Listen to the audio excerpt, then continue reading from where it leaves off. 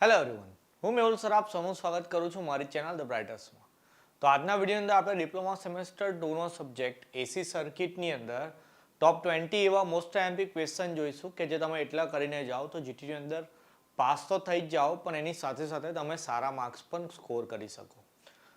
તો આ જ રીતે જે લોકોને સેમ 1માં રેમિડિયલની અંદર બેકલોગ હોય, મતલબ કે બેકલોગ હોય રેમિડિયલની એક્ઝામ આપવાની હોય, તો આપણે ડીસી સર્કિટના બી વિડીયો મૂકી દીધો છે કે જેની અંદર એવા ક્વેશ્ચન છે કે જેની મદદથી તમે આરામથી પાસ થઈને સારા માર્ક્સ સ્કોર કરી શકો છો. તો પ્લેલિસ્ટમાં જઈને ડિપ્લોમા સેમ 1ની અંદર જઈને જોઈ લેજો. ડીસી સર્કિટનો પણ તમને વિડીયો મળી જશે. તો એસી સર્કિટની અંદર કયા 20 ક્વેશ્ચન કરવાના, તો સૌથી પહેલા એમાં પહેલા ચેપ્ટરના 4 ક્વેશ્ચન છે કે જેમાં પહેલો ક્વેશ્ચન છે principal of generation of single phase AC voltage, એટલે કે સિંગલ ફેઝ એસી વોલ્ટેજને કેવી રીતે જનરેટ કરવાનો એનો પ્રિન્સિપાલ છે. પેલું એક ગુચડું આપણે ચુંબકીય ક્ષેત્રમાં મૂકવાનું હતું, એને ઓમેગા જેટલા વેગથી ફેરવવાનું હતું. પહેલો ક્વેશ્ચન છે આપણા ચેપ્ટર નંબર 1નો, 4 માર્કની અંદર પૂછાયો અને પૂછાશે જ. ઓકે, બીજા નંબર પર આપણે આરએમએસ વેલ્યુ લખ્યું છે કે જેમાં આપણે આઈઆરએમએસની વેલ્યુ પ્રૂવ કરવાની છે કે IRMS is equal to 0.707 into IM આવે. અને સેમ રીતે ત્રીજો ક્વેશ્ચન છે કે જેમાં આવરેજ વેલ્યુ એટલે કે સરેરાશ કિંમત લાવવાની છે, તો આઈ એવરેજ બરાબર 0.637 ઇન્ટુ આઈએમ.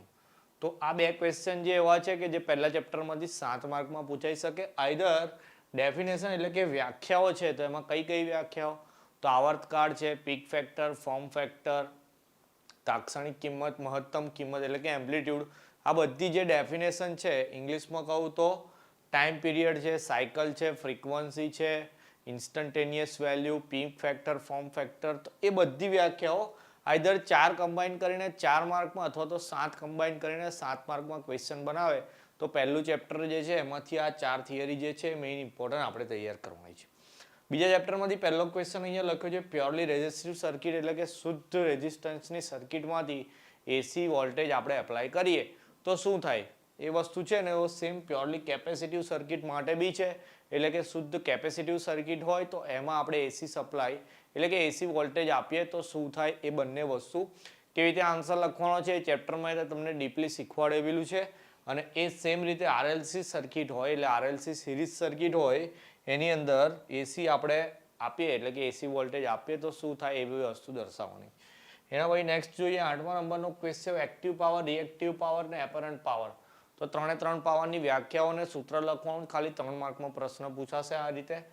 પછી disadvantages of low power factor, કે જો પાવર ફેક્ટર લો હોય તો એના ગેરફાયદા કયા કયા છે એ લખવાના આવશે, ખાલી પોઈન્ટ વાઇઝ આન્સર લખવાનો છે. એના પછી છે સિરીઝ રેઝોનન્સ ને parallel resonance. Series resonance I think chapter number 3માં છે અને પેરેલલ રેઝોનન્સ ચેપ્ટર નંબર 4માં છે.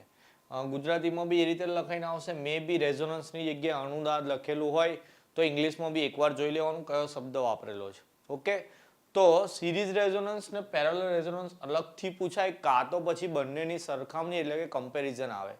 પણ તમે બંને અલગથી ક્વેશ્ચન તૈયાર કરશો તો તમને કમ્પેરિઝન પૂછી હશે તો બી આવડી જશે. અને ના ખબર પડે તો એના બી એક અલગથી ક્વેશ્ચન જોઈ લેવાનું કે જેમાં બંનેના તફાવત તરીકે મુદ્દા આપેલા હોય. ઓકે, ચલો advantages of AC over DC, એટલે કે ડીસી પદ્ધતિ કરતાં એસી પદ્ધતિમાં કયા કયા ફાયદા આવે. ઓકે, એ ફાયદાઓ લખવાના છે આપણે.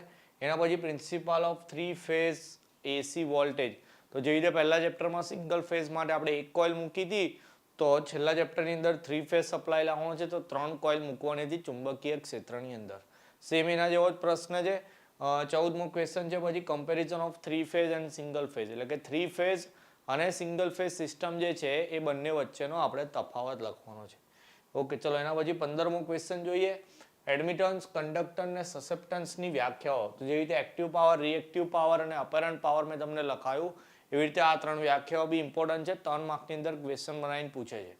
એના પછી vector method to solve AC parallel circuit, એટલે કે એસીની પેરેલલ સર્કિટ આપેલી હોય તો એને સોલ્વ કરવાની વેક્ટરની મેથડ.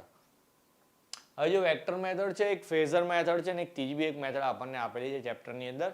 પણ વેક્ટર મેથડ જો તમે કરીને જાઓ તો 7 માર્કની અંદર પૂછાય તો તમને આવડી જશે.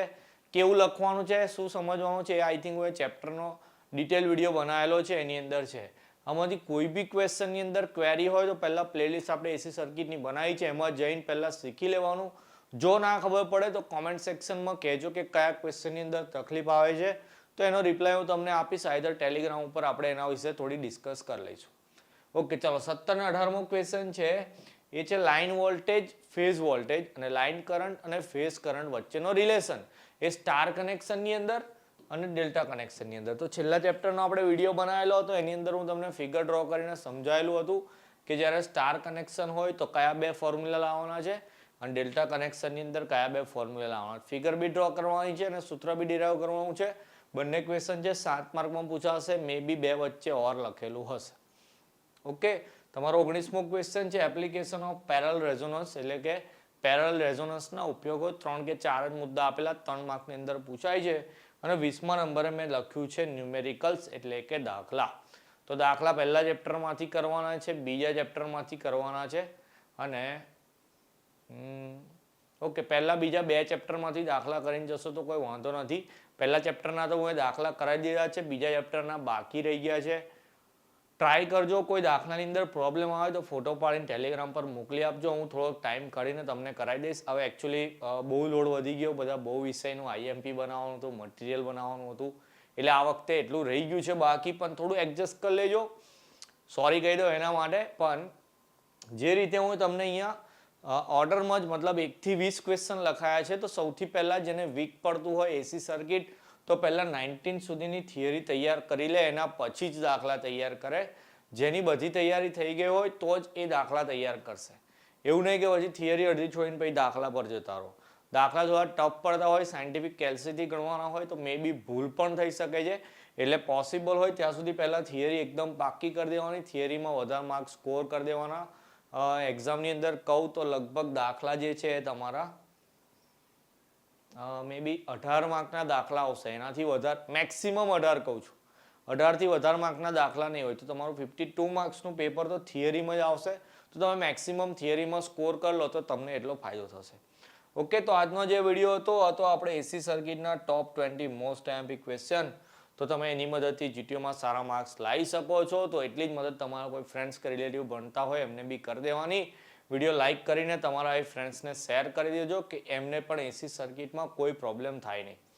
ઓકે, કોઈ બી જગ્યાએ ક્વેરી હોય કે કોઈ મારી જરૂર હોય તો કોમેન્ટ સેક્શનમાં અથવા તો ટેલિગ્રામ પર જઈને મેસેજ કરજો.